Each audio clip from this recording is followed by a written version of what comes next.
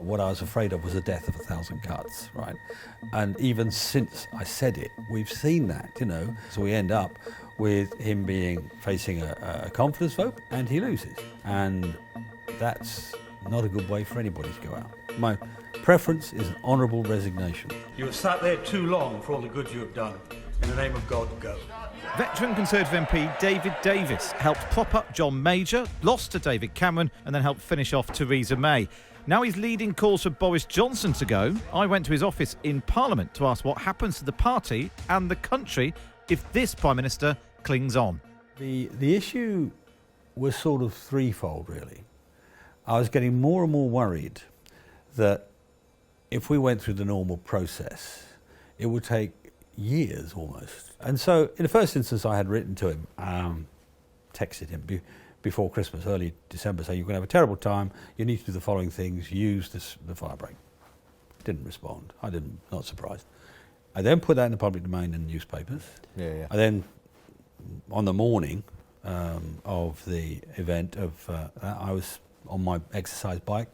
What I do in the morning is I do 5 clicks on the exercise bike and a rowing machine, and I watch the night before's news, the recording of it. That's my, if I get in too late to watch it, that's what I do. And I watched his interview. No, nobody told me that what we were doing was, as you say, against the rules, that the event in question was something that we were going to do something that wasn't a work event.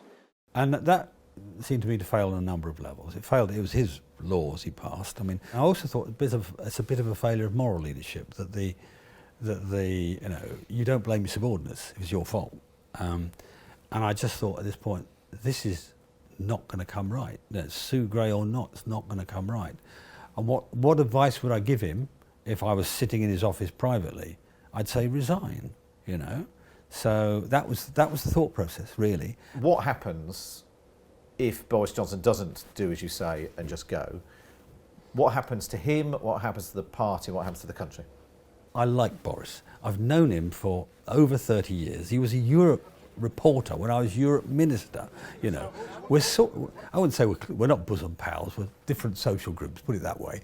But you know, I've always had a fondness for him, and I don't want to hurt him. But the truth is, if this goes on, his reputation for delivering Brexit, for delivering a big Tory majority, for getting us out of the pandemic. All right, there were mistakes, but the vaccine strategy was a huge success. All of those things will be forgotten if you don't take it in your own hands and resign. Then and you end up being pulled down in a year's time. You'll do damage to the party, most importantly, damage to the country, because we've got Ukraine to deal with and other things to deal with, and also, I'm afraid, damage to himself. Personality foibles that we knew were there from the beginning, and people used to say, all this sort of pseudo-sophisticated comments like it's priced in, and Boris plays for a different set of rules. Well, no, I mean, not in this context. If it's about his personal life, yes, they do, but not in this context. And that's what's gone wrong. There comes a point where your sort of order of priority is nation, party, nation, constituency, party, after friends and family, and then after that, leader. And that's where it is. Just finally, then, it's the job that's eluded you all the way along. Are you tempted to throw your hat into the ring? Oh